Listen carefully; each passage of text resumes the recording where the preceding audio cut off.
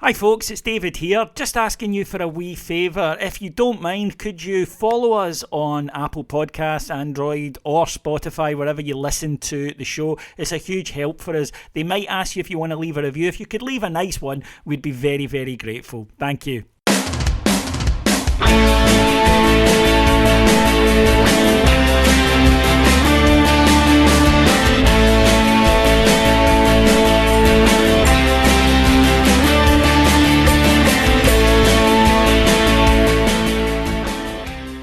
Hello everyone and welcome to Heart and Hand, the Rangers podcast. My name is David Edgar and I am your host as always. Joining me this week to discuss 3 points in Paisley and also look ahead to what is suddenly seeming like it might be an exciting end to the transfer window is Ross Hutton. Hello there, Ross.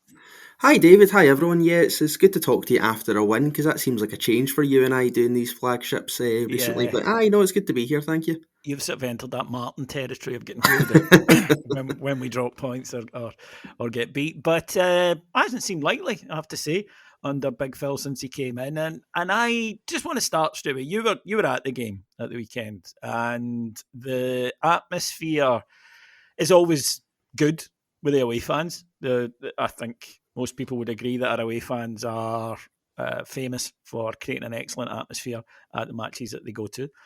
Same again on Wednesday night when we played Hibs. So the away fans are slightly different to a home crowd. And I think, again, people would agree that our home crowd can be a bit quiet in run-of-the-mill games. But the reaction to the game at the weekend is maybe where I'll start, which is Rangers were not sexy. We were not exciting. The manager said before it, don't be looking for us to be sexy today. It's not possible on that pitch with these weather conditions. And we weren't, but we got the job done and we got the 3 points and we got up the road. And I think unarguably we were more fun to watch on the Wednesday night.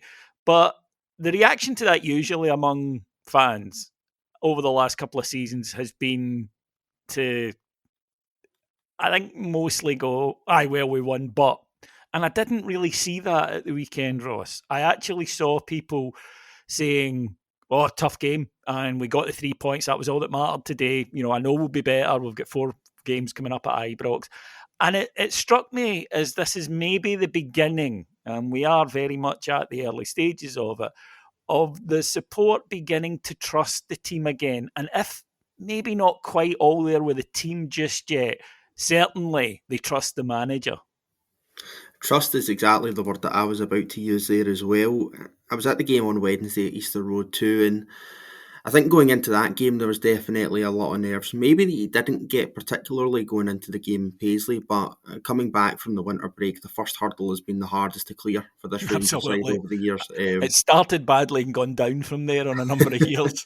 Yeah, and every time you thought you'd hit a new depth and a new low coming back from a winter break, they seemed to surprise you with more. But to come back in the fashion that we did and play the way that we did at Easter Road, which wasn't a scintillating all-round performance, let's not rewrite history, but it was a good, controlled, measured performance where we were clinical and took our chances and got a comfortable win.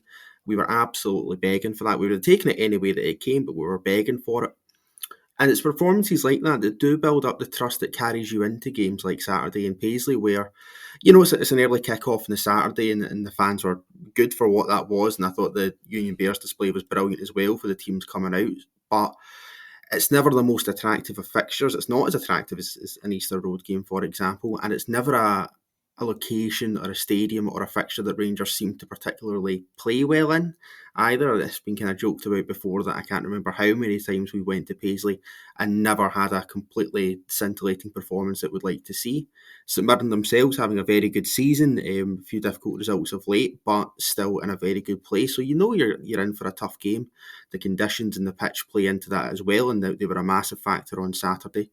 And in that note, I think the manager hit the nail on the head after the game when he said that was not a time and a place for fancy footballers wanting to show how good that they were individually. It was a time and a place for winners to stand up and be counted and just get out of there. And that's exactly what the team did. And the longer you can do that, because performances will come, and I think we're secure in that as well. But the longer you can do that, where you can go to those tough, difficult away grounds and just get in, get out, and get through with the 3 points, you do earn that trust back from the support. And you do earn that that benefit, the doubt and the leeway that if the performance isn't there, then it will probably come back and you'll be able to display that at a future time. But Saturday was always about just getting through with the 3 points because it's a real banana skin fixture. St Mirren will have looked at it as a decent opportunity in those conditions to try and get at Rangers as well. So it was a really, really pleasing not a pleasing performance per se, but it was a pleasing display in a different way than what you'd usually traditionally say that for. Because we've watched Rangers teams play well before and not get the points, but would all absolutely pick that manner of winning, that outcome every single day of the week. Yeah, and it's been a while since we've been involved in a genuine title race, and by that, what I mean is both sides are capable of dropping the odd point here or there. I don't think either Rangers or Celtic will drop a lot of points, but we will drop some, and I think that's just being honest. But so will they over the next wee while. So there will be twists and turns and ups and downs because generally speaking, it hasn't been like that for a number of seasons now. And victories like Saturdays are absolutely vital in that. They're the games that, see, once they're finished, you probably won't look back on with much fondness. But at the end of the season, when you're maybe going through the league, when you go, that was a big one, that was a crucial one. And it felt that way at the weekend. Rangers going into it. Now, the manager picked a kind of different looking lineup at the weekend, Ross. And into that side came Scott Wright, into the side came Dujon Sterling playing on the left, which we'd kind of seen experimented with during the winter break in the friendlies, but hadn't been brought out competitively. First half, I must say, I don't think it really worked. I don't think that we got control of the middle of the park. And St Mirren, who actually played well, in all fairness to them, I think they might have surprised us slightly because they came out more. Maybe the early-ish goal did change them, but it doesn't generally change sides in Scotland if they go a goal down to Rangers. They tend to stick to their game plan and think, right, well, that doesn't really matter. We'll hang on in there, see if we can get an equaliser. But they came out and they played a bit and they made a few decent to good chances. Jack Butland's made a couple of saves, and given his very high standards, you would expect him to make them. But still, Kwon, their on loan player, had a very good opportunity that he skied over the bar. And to the manager's credit, he made those changes at half time, and I thought second half we were a lot better. Yeah, I fully agree. I think when you go to a ground like St Mirren and you know you're going to be in for a tough time, you need to have that level of solidity at the back, and you get that in abundance, obviously, with Jack Butland. But again, I thought the whole defence handled that game reasonably well. And the main John Souttar towards the end of the game had an absolutely colossal block too. But in that first half, again, you want to give St Mirren credit as well because you're right, teams like that don't usually come out and really get in our faces in the way that they did in that first half. And it did cause us a whole host of problems. But at the other end, that's why you need to be clinical when you do create your chances, because in a game like that where the conditions weren't fantastic and both managers spoke about it afterwards, chances are at a premium, and that's where you do need to be clinical. Again, I think the functionality of the lineup where you do have Sterling on the left-hand side, it didn't quite work out the way you'd want it to. Sterling, who I think is a fantastically versatile player, but maybe a concern there that he would grow into a jack of all trades and a master of none. So I can see why you would try him there, and I've got no issue with the manager trying things, but it's maybe not one that I'd want to see going forward. But like I said, the manager trying things isn't something that I think we should really criticise him for. I think Clement has earned the trust as well and the support to be able to do that. But the key thing is that when it isn't going his way, it didn't really work out in the first half. The key thing is that he changes it. And that's a bit of a novelty for our recent kind of managerial standards. We've used to in the past seen managers who, even if we could all see from space that the game plan wasn't working, they'd maybe let it drag on into the second half. But Clement is very proactive with his substitutions as well. If it's maybe not going the way that he wants or he thinks he can tweak something else going into the second half, he's very quick to make those changes, which really impresses me as well, David. And that's a really welcome change for managers that we've had recently. Yeah, I think this game for me kind of encapsulated Scott Wright's Rangers career, which is every manager comes in, and this is true, every manager who's come in has looked at Scott Wright and been really impressed with him. He's a good trainer and he gets opportunities when you may be thinking that he's on his way out. But when he does get those opportunities, he doesn't really take them. And Saturday, I think, was another case in point of that he's such an intelligent player off the ball. And if a manager gives him instructions about how he wants him to fit into the side and how we're going to look when we don't have the ball, he's great and he'll run all day for you. But he just doesn't contribute enough going forward. And that's a concern with Scott Wright. I mean, he's been here for a good wee while now, and you can maybe pick a handful of meaningful performances that he's given you, most of them coming at Hampden, funnily enough. But for any Rangers forward player, the main thing you're demanding of them is output in some way, shape or form, whether that be goals, whether that be assists, or whether that just be making a fundamental observable difference on the park. If he's dragging defenders and players out of position, or if he's taking up spaces that allows for the other forward players to kind of drift in and taking those defenders away, then fantastic. But he's not been doing that. And you don't want to write players off, because there have been plenty of players in this current side, for example, that I think I've written off in the past that are maybe now showing some signs of form. But there is a large body of evidence with Scott right now that he's just not doing the biz and not cutting the mustard when it matters, because he's not a player that you can really bring into the side and rely on to give you that output. And we've spoken about that before on this site, David, about squad players and how in theory it's absolutely fantastic to have squad players, but sometimes when they actually do need to be used as part of that squad, you go, oh God, I don't really want to see them starting today. Scott Wright is maybe starting to fall into that bracket for a few people, myself included, to be honest, and that's an area of the park that you would be looking to actively upgrade, because you can't just be relying on Ross McCausland as good as he's been since he came into the side, or Scott Wright going into the tail end of the season. It's an area of the park that I do think requires a bit of a quality upgrade, and given some of the rumours that we've seen over the past couple of days, it does seem to kind of resonate with the manager as well, because that does seem to be what we're looking at. Yeah, we'll definitely come to that. But let's look to a man who's certainly turning opinions, as you mentioned there, and that is Cyril Dessers, who I have to admit there was a point in the season where I thought him and Lammers would go down as two of our worst ever signings, pound for pound. I really did, and I had given up on them. So I'll hold my hands up here and admit that. I think I was right with Lammers, and I don't think I was alone in that opinion. And I think I might be wrong with Dessers. It's too early to say he's completely turned the corner, but he is doing better than maybe some people are willing to give him credit for, because obviously once some people make their mind up, that's that. I'm quite comfortable admitting when I get it wrong, especially when it turns out to be a pleasurable thing, which is someone scoring goals for Rangers. He's never going to be, I think, the most lovely player to watch, Ross. I think he's never ever going to be a player that is easy on the eye, because he has a sort of scrappy style.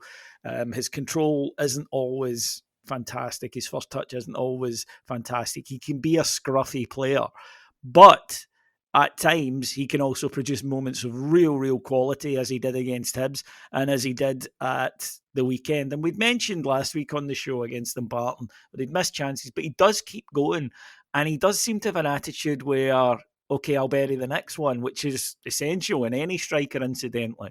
You need to be able to say, right, okay, I'm going to take that from my memory banks, it doesn't matter, and move on towards the next one. It's a really lovely run and finish. Superb ball by John Lundstram. Clearly a tactic Rangers were trying at the weekend. Clearly a tactic that Rangers have been trying a lot more since Philippe Clement came in, which is getting the ball forward quicker, getting in behind, running on, getting to the byline, etc. All adds up. Stuff we weren't doing. We were playing in front of teams under Michael Beale, which made us, much more predictable and frustrated the fans a bit more. But I think you're allowed to take the position that Dessers maybe still isn't anyone's idea of a first choice number 9 just yet. He's moving in that direction, but you're allowed to say, yeah, he will contribute before the end, continue to contribute before the end of the season, but we still need another striker. And I think as well, you're allowed to change when the facts change in front of you. Anyone who consistently said throughout the first few months of Dessers' spell as a Rangers player that he was completely going to turn it around and going to be a major asset forward for us going into the second half of the season, I don't believe them, to be honest. You get people out there who consistently did stick by him. Yeah, sure, I'll admit that. But anyone who could say for absolute certainty that he was going to start displaying a level of form and consistency that he has been over the past week, no, I'm not buying that. But we were all, I was harsh on Dessers as anybody in that first half of the season. He really frustrated me. And I think it's because when you looked at the clips of him before he came to Rangers and you looked at his record, that you knew there was a player in there, but he was, in my mind, another victim of Michael Beale's horrendous transfer policy. He is now starting to turn it around. You even look at the statistics pre and post Clement since he arrived. Completely different player, it seems like. And he's never going to be that polished, finished article. So I'm learning to roll with the punches in that regard. I'm learning to understand that he might have a fantastic, brilliant moment in 1 minute where he might beat a couple of defenders, slot it home, and everyone's cheering his name. And then he might make you want to tear your hair out the next. I think that's just the kind of player that Dessers is. But if you're going to do the latter, you need to do the former. And to his credit, he is doing that. So I don't think it's unfair at all to say that he got very warranted criticism in the first half of the season. And it was harsh criticism as well. And I understand to be a Rangers number 9, you need to have a Teflon quality about you. But they are humans at the end of the day. And to get the kind of stick that he did from all of us, as a collective, particularly at Ibrox, you think of the really difficult moments that he had there being substituted on and off. It is very difficult on a human level to keep going and come back from that. So I think he completely deserves the acclaim that he got, particularly at the end of the game at Paisley, where he did go over to the fans and the players made a big point of making sure that he went over to the fans and we were all singing his name, because there's nobody that wants him to succeed at Rangers more than we do. We want him to be scoring goals. We don't want to be booing him on and off the park and giving him stick. That's not what we're there to do, so to speak. We want him to be scoring goals and helping us to be successful as a side. And if he can turn the corner on a consistent basis, and it's too early to say, but if he can keep doing this consistently between now and the end of the season, then yeah, I'll hold my hands up and nobody will be happier for him than me. But we need to keep saying that more, because we've had wee pockets and moments and purple patches from Dessers before, and you think, right, okay, go kick on now, and he's maybe reverted back to type. So we want to see it happen on a more regular basis, but over the past week, you really can't fault him too much. He's been exceptional. Yeah, I mean, he's produced when we've needed him to in this last week. But as you say, he has to keep it going. Otherwise, it is just a little flash. It's not anything more than that. But what I would say is he's given himself a chance of succeeding at Rangers when I don't think anybody really, if we're being honest. If you were someone who was saying in start of December, that Dessers would come good, well done. I certainly didn't see it at all. And he There became was a noticeable emblematic. thing as well, David. When the team came out on Saturday and Dessers was starting, I didn't know anyone that went, oh, for God's sake, Dessers is starting. The way he did get at the first half of the season, there was a general, all right, okay, he's earned that coming off the bench at Easter Road and getting his goal. So let's see how that goes. So he's maybe starting to personally, as well as collectively in the team, but personally develop a wee bit of trust with the support, which is really good to see as well. Yeah. Now, you mentioned right at the start about this post winter break lull that Rangers have entered into far too often. We start off with 3 away games, 2 of which, look, no disrespect to Dumbarton, but Rangers should be. I know that it was horrendous conditions, but it doesn't matter. Rangers should always be overcoming Dumbarton, and did so fairly easily. But 2 tricky away fixtures popping up, which, as you say, had caused concern just based on scar tissue that we've had from recent seasons.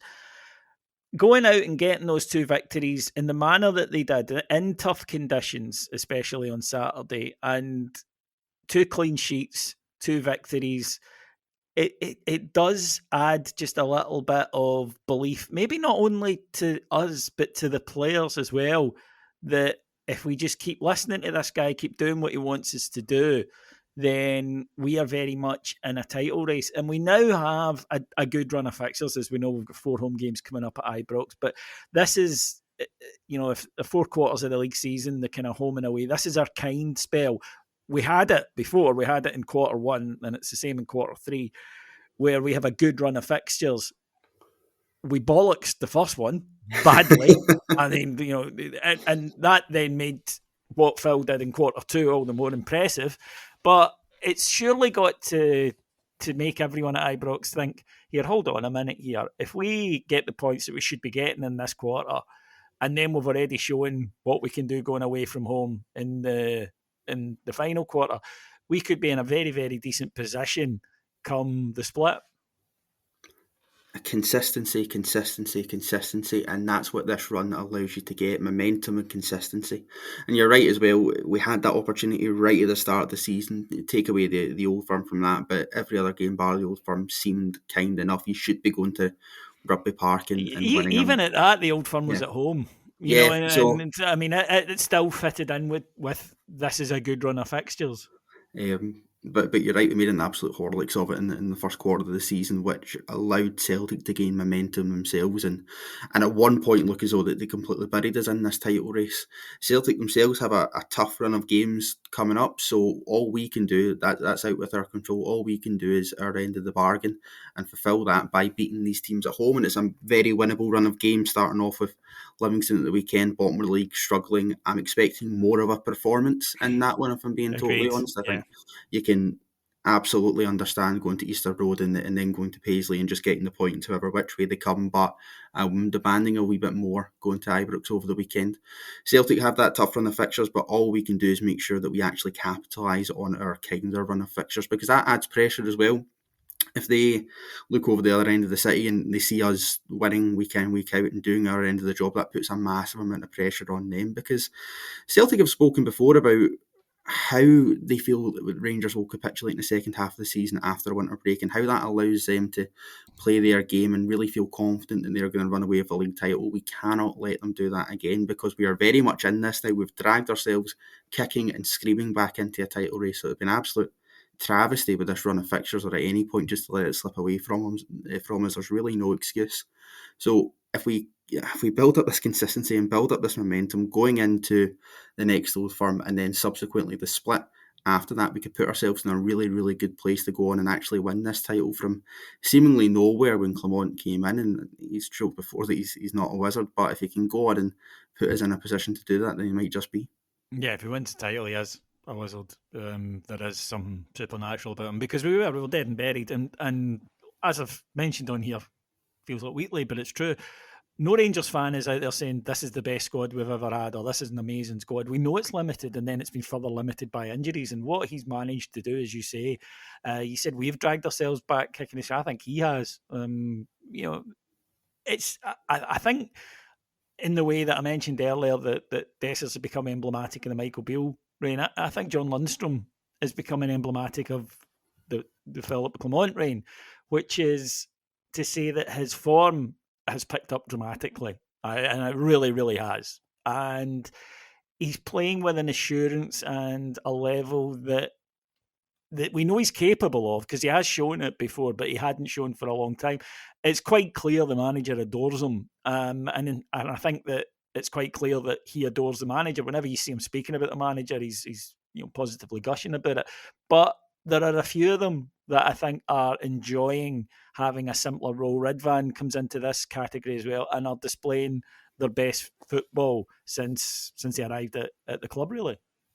He's playing like a leader, John Lundstram. He really is playing like a leader, and a leader, again, as you've spoken about in particular, is not someone, bravery is not someone who just goes and clatters into every single person that they see, but a leader is standing up to be counted and being brave on the ball.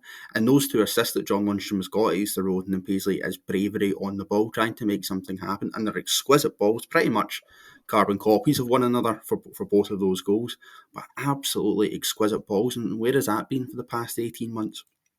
And a player who I think is also emblematic of turning those opinions of the fans as well, because I think if you'd asked fans towards the end of Michael Beale's tenure, would you renew John Lundstram's contract, I don't think you would have got much of an approval rating with that. But now it's almost, I think, nearly universal in terms of praise for John Lundstram and willingness to renew his contract, because he's become such a vital component of Philippe Clement's side. And you can tell the relationship there is absolutely fantastic. Yeah, He's obviously a very player that strong. Clement Yeah. Clement loves, and sometimes you do as a player just need that manager to come in and trust you and believe in you and give you that spark back, because the spark wasn't there with John Lundstram. There was plenty of instances before where you did feel he could be offering more, or he wasn't nearly playing to as high a level as we can see. And well, I think we all understand that run to Seville was a purple patch for many players. That is also now the bar that you've set yourself, so you're going to be judged against that. I'm not saying John Lundstram's playing as well as the Thursday night John was during that run, but he's damn close. Now, the performances that he's been putting in have been absolutely exceptional. My man of the match at Easter Road by an absolute country mile. So really, really positive to see from a player who I didn't think we were going to get much more from him. Again, you only hope in this run into the end of the season now that he does continue that forward, because if we lose him to injury or anything like that, God forbid, then we are going to be in a real hole, because he's providing so much to the side now. But those leadership qualities, being a senior player, he's really stepping up to be counted in a really satisfying way now. Yeah, and he became the first Rangers player in about 23 years to have an injury and come back a couple of games later. So that deserves comment as well. Generally speaking, when they go off, that's them for months. But he was back within a couple of matches. Just before we move on to the transfer rumours, and it looks as though we are going to be adding to our squad, let me just plug our show in London on Thursday, March the 21st this year. We will be at the Leicester Square Theatre with special guest Paul Gascoigne. And if you want to come along, we're at the last few tickets. So please go and get them now. Just go to the Leicester Square Theatre's website and you'll be able to pick up tickets. I'll also put that link in the show description today. It's going to be an incredible evening, heart of London's West End with Paul Gascoigne. So if you are down south or if you fancy a wee break, see a show, literally a West End show in our case, but you could also see other ones. I believe that there's some of those musical things that some people seem to find popular run in that area as well.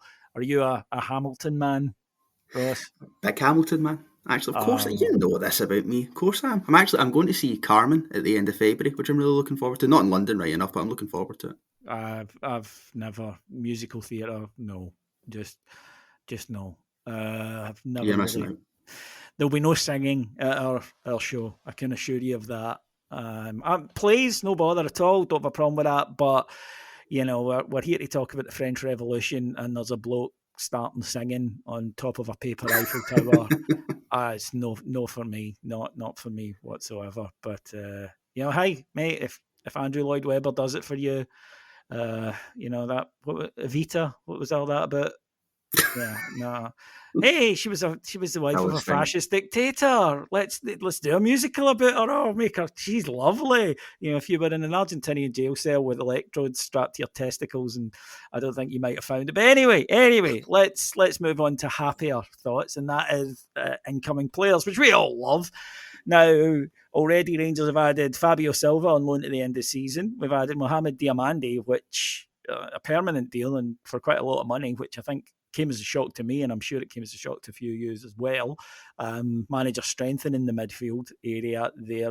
And we have been strongly linked at the time of recording with two young South Americans, the fullback Shefty from, currently at Apoel Nicosia on loan, but he plays for Fluminense, that's his parent club, has been linked.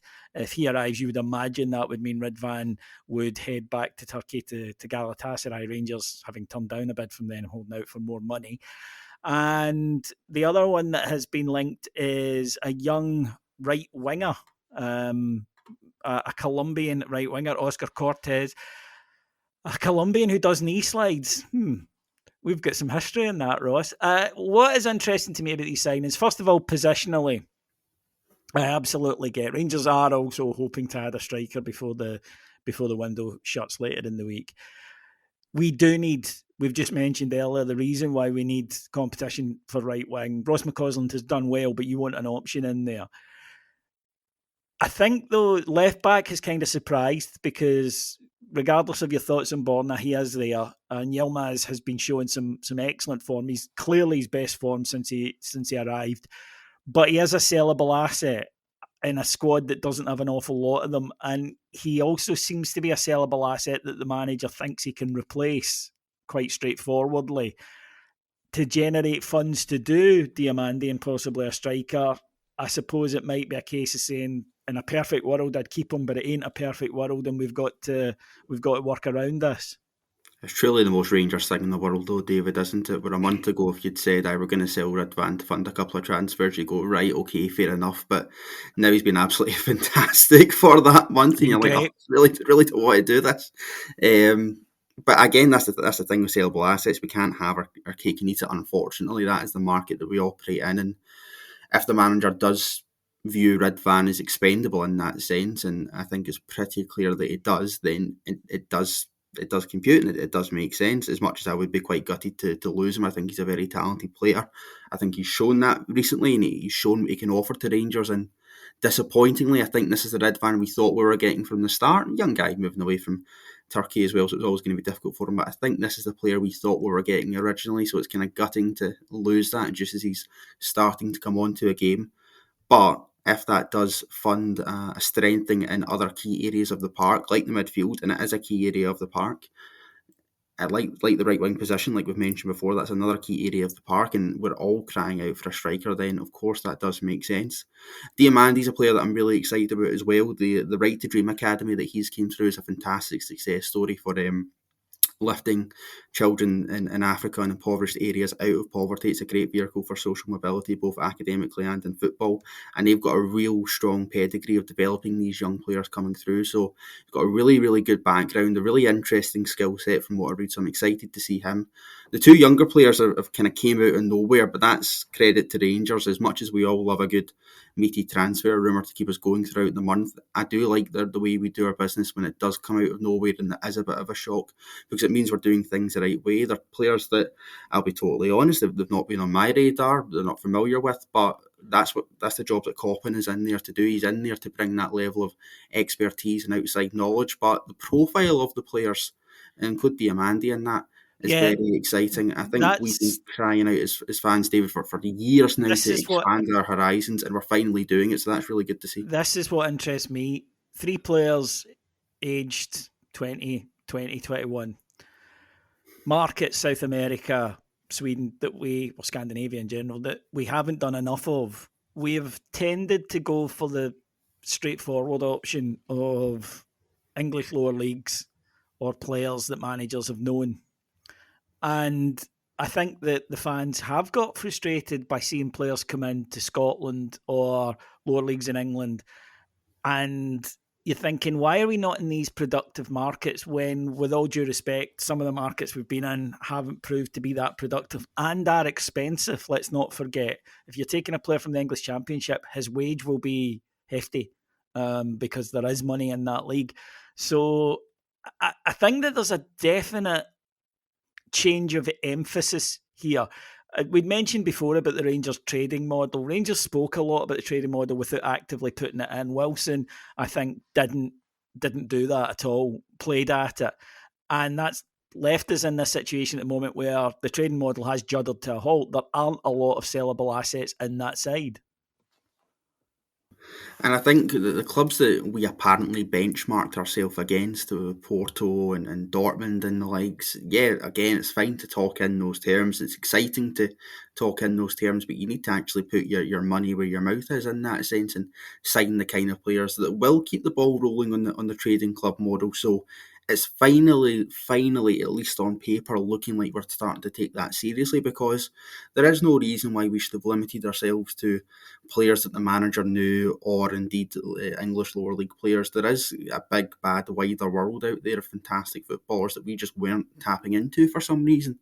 I think the last really kind of off the wall one in terms of a kind of Scandinavian signing that really worked, or a player coming from a kind of country out that way, would have been Morelos, so to speak. So it proves that there is a market out there that's very, very fruitful for Rangers should we look at it. And again, you have to give Coppin credit and Clement credit as well, because these are two people who have been about Europe, have acquired a level of expertise in players throughout that time, and are now bringing it to the table at Rangers. So it's not a mundane, boring signing that you've watched on Sky Sports at 12 o'clock on a Saturday because they've been playing for Sheffield United, for example. This is a much greater diversity of player, and that can only be a good thing for us. And it's really positive to see us expand into that profile of player, because as fans, that's what we want. We want to be excited by these young players. We want to try something a wee bit different to try and bring us success, because let's be honest, the old methods haven't worked. Didn't work, this yeah. is definitely something new, and definitely something a lot more exciting for us, I think. I just think, Niels Coffin we can't judge on this window because time will prove. You're allowed to be excited about new signings, by the way. I do hate this kind of thrown modern thing of saying, well, we were excited in the summer and they turned out to be shite. Yeah, it doesn't. You're always allowed to be excited by new signings, especially there's something I think sexy about young South American players coming in where you're allowed to project onto them. If they don't work out, they won't work out, right? But being excited right now isn't going to affect that. But take some joy in following your football club. That's the whole point of this. And we'll know in time whether or not he's a success. At the end of the day, we don't expect every signing to be a success. But with Rangers, I think that there's been far too many that either weren't a success or were at best passable, that maybe washed their face a bit rather than actually achieved much. So I think that time will tell. But what I do feel with the manager certainly being involved in it, And again, not picking the players directly, I think we've learned a lesson there, but being involved in the discussion and being involved in the decision is that we at least can rest easy, Ross, that we've got a professional in there. 100%. I think the key thing to remember there as well is if we sign a couple of these players in this window and say one or two don't work out, you don't bin the model after that. You don't bin the player profile after that. You can pin individual things on individuals. That's not a good enough body of evidence to say, okay, that player profile is rubbish and we need to rip it up and start again. So we do need to kind of bear with it. It is a new management team, and I'm talking about Clement and Coppin in that sphere. They are trying to find their feet in this market as well. Both of their first windows at Rangers, so we need to give them time, and it comes back to that word again, trust, David. We need to give them the benefit of the doubt because neither of them have given us any reason to not trust them so far, and I think Clement's transfer record at his other club seems to be being quite positive. So even if he's not the one picking the players directly, he knows the kind of players inside out that he wants in his system, and he'll have a huge say over that as well. So we do need to trust him a wee bit here. And as I say, it's early days for this new style of recruiting for Rangers and this new model that we do seem to be going for. So we do need to let it breathe, and as fans, maybe not, and I include myself in this, not have the somewhat hysterical reaction that we've had before, and let them try and do their job and trust them to do that. Yeah, absolutely. But I would be slightly surprised and happily, pleasantly surprised. And that's something I think Rangers haven't done enough over the last few years, is pleasantly surprise the fans. If we were to end up with 4 in this week, including a striker, 4 in total, and I'm including Silva in that, but 4 for the window, including a striker, I think I'd have to say I'd be relatively happy with that. Obviously, then it comes down to whether or not the ones that have come in are any good. I accept that. But I maybe didn't see this at the start of the window. I saw the need, but I don't know if I saw us signing this many players this window, because let's face it, we are still trying to unpick the damage that was done in the summer. We've seen Lammers is away on loan. Cifuentes has clearly been made available for transfer as well, probably leaving this week. So there is damage to be undone, but at least we seem to be in the mood to go and undo it. We're being proactive. We're being very, very proactive, which is not something that you could have said about Rangers in previous transfer windows. And I agree that we can judge the quality of players when that time comes, but all we can do now is judge the quantity that we're getting in through the door, and that's been very, very impressive. You and I spoke after the defeat at Parkhead, and I said that I still felt very positive about the place that we were in under Clement, but this title will be won and lost in the main in this transfer window. It will go a large, large part to deciding who comes out on top in May. I think we all felt at the time that Clement was taking us in the right direction, but you need to back the manager. And how many times have we said that in the past, or felt like that in the past? And okay, it's been a false dawn, but you've not felt that the manager's been backed. If you think back to the summer transfer window, after we reached the Europa League final, we got to that last day and we hadn't really signed anyone, and Ibrox was about to be razed to the ground after that because we felt as though the manager hadn't been backed and we hadn't got the bodies in the door.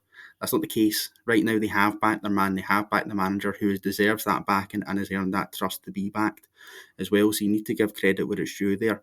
We'll judge the quality of that when it comes, but given what Clement has given us to judge off of so far, we do trust his judgment.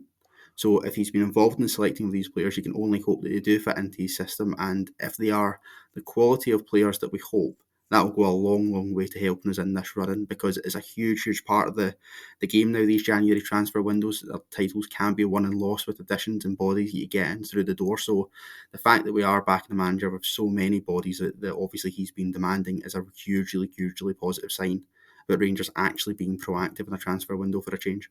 Yeah, it's absolutely vital that we do give him the tools. I think we accept that we probably can't give him all the tools he needs this particular window, but we can make a start on it so we can look ahead in the summer, and he'll have slightly less to do, hopefully then. Right then, folks, that will do us for this week on the Heart and Hand flagship free show. Just another reminder, if you don't mind, if you can follow us on Apple or Spotify, however you choose to listen to your podcast, and if you get the opportunity, leave a review. It would be very much appreciated. It helps us out a great deal. My thanks to our executive producers in London, Mike Lee and Paul Myers. My thanks to my guest today, Ross Hutton. Thank you very much, David. I'll go and watch Hairspray or something like that now to pass the time on this Monday evening, but thank you very much for having me on. That's literally the worst film I've ever seen in my life. Yeah, no, it is horrendous. It is horrendous. My ex-wife one day, because I'd gone out and got absolutely bladdered, a real kind of 3-dayer from the Thursday night through to the Sunday morning, to make it up to her, I said, tell you what, we'll do anything you want this evening. And she picked Let's Go and See Hairspray, the movie. And if I can refer the honourable gentleman back to my previous point about musical theatre, then I think you'll understand why. But no, it just leaves me cold. I'll be honest there. It's not really my thing, folk dancing and singing. No. Anyway, on that rather kind of dull note, just thanks to all of you for listening. Remember, you'll get much more in-depth coverage over at Heart and Hand on Patreon. That's patreon.com/Heart and Hand. Thank you very much for listening. We'll be back here next week. Until then, let's enjoy what hopefully will be an exciting window. Take care, everybody. Bye-bye.